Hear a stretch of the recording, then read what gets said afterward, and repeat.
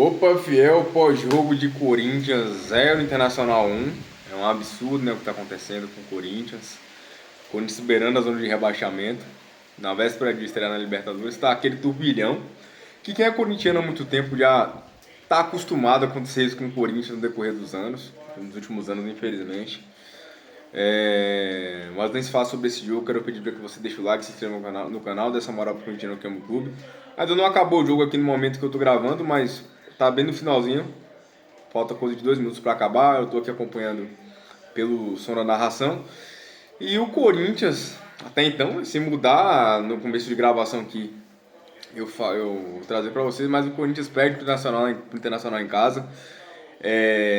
Sempre fui o defensor do Dorival, mas hoje eu digo que acaba que ele tem que sair pelos resultados. 9 jogos sem ganhar. 9 jogos sem ganhar não dá, infelizmente. Você perder em casa com o Internacional não dá. Você entrar com uma formação com 4 volantes jogando em casa não dá. Mesmo você tendo do banco Vitinho, Kaique, que não são lá essas coisas, Labiade, que seja, mas você não pode entrar com 4 volantes jogando em casa. Aí você desperdiça o primeiro momento de pressão de um time que joga em casa, que é o primeiro tempo, aqueles 15, 20 minutos, que faz toda a diferença no jogo para quem joga em casa.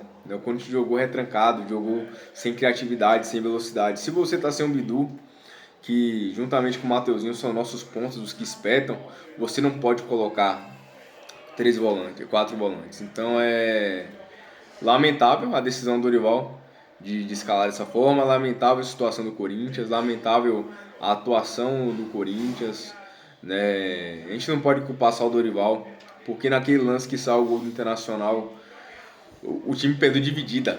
A gente tomou o gol por perder dividida, né? E você jogando em casa com a camisa do Corinthians não pode perder dividida. Já venham falando desses jogadores, todo mundo já vem falando que são jogadores que não tem sangue, não tem intensidade.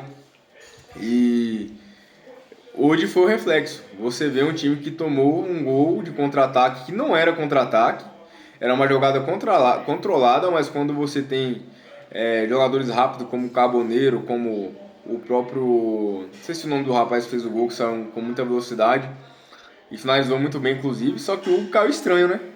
O Hugo caiu muito estranho. Claro que foi uma finalização muito boa do cara, foi na costura da rede, mas o jeito que o Hugo caiu foi bem estranho, tá, gente? Pra não dizer outra coisa. E você tem um lance se originando de uma perca de dividida jogando em casa. Opa! Eu escutei o narrador gritar, acho que tinha sido o gol do Corinthians, mas enfim. Fui só enganado, infelizmente. Mas o Coringão aí, infelizmente, sai derrotado. E no primeiro tempo a gente vê um time sem criatividade nenhuma. No primeiro tempo a gente vê o Yuri isolado, a gente vê o André com muita velocidade no meio campo, mas só ele correndo para cima e para baixo. A gente vê o Mateuzinho, que não existe já há uns 8 jogos que o Mateuzinho não faz uma partida boa, que é a nossa válvula de escape pela direita.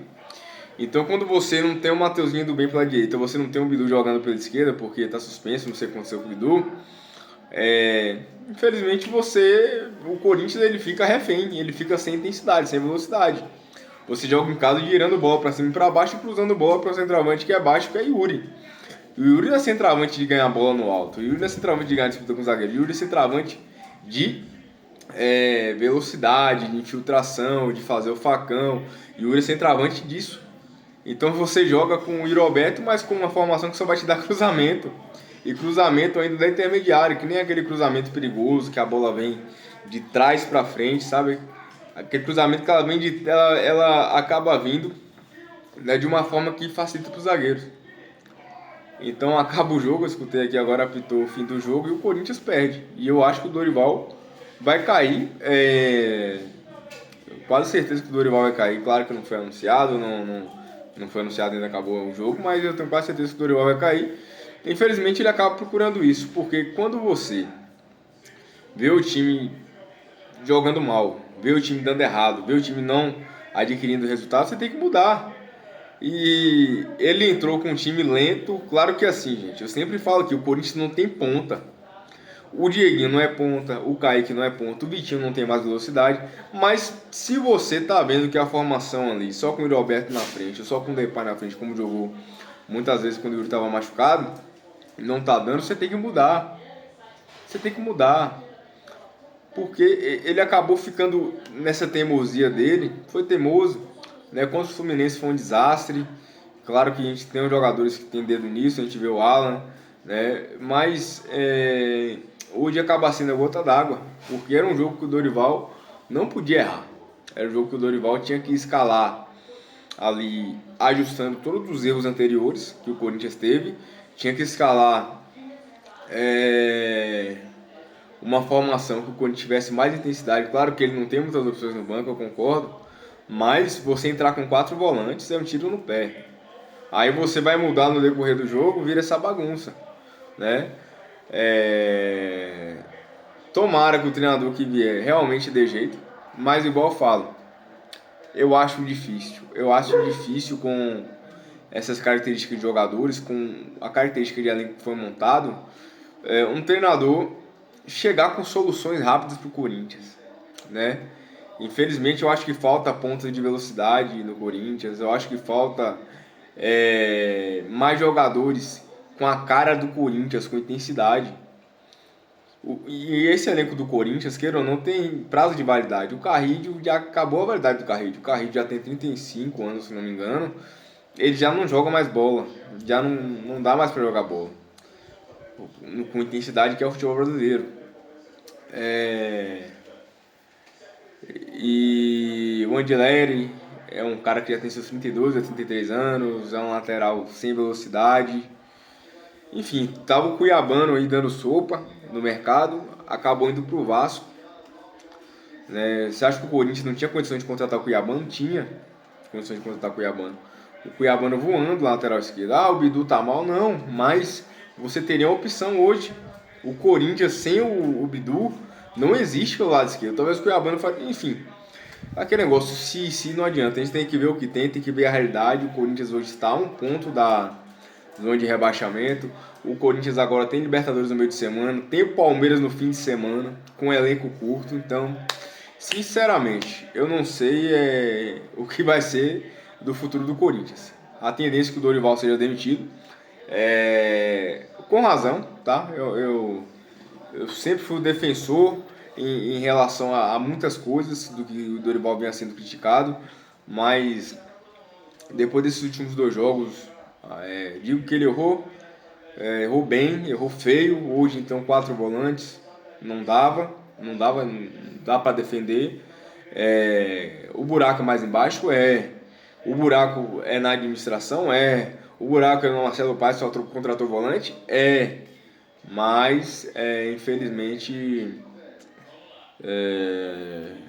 não dá. Agora o Corinthians vai ter que pagar 8 milhões de multa pro Dorival, ao invés de você pagar 700 mil reais no René, que era o ponta da Portuguesa que o Dorival pediu. Os caras não trouxeram por causa de 700 mil reais. Agora tem que pagar 800 mil reais aí, 8 milhões de reais aí pro Dorival de multa.